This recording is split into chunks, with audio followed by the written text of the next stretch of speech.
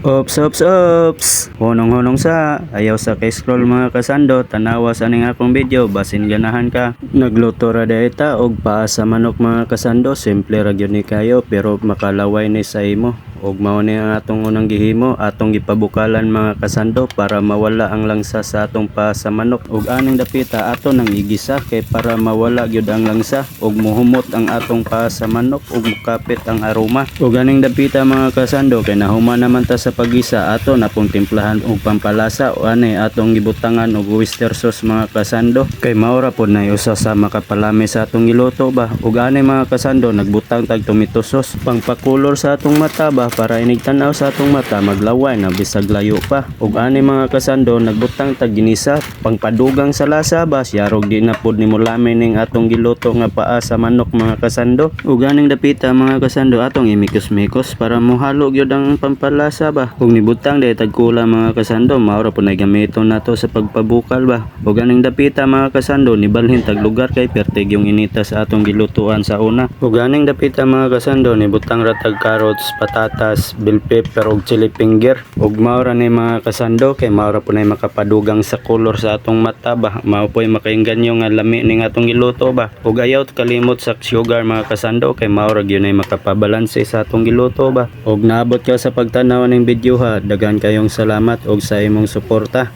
Og shoutout sa inyo ha. Og maura ni mga kasando, dagan kayong salamat. Thank you. Bye bye mga kasando.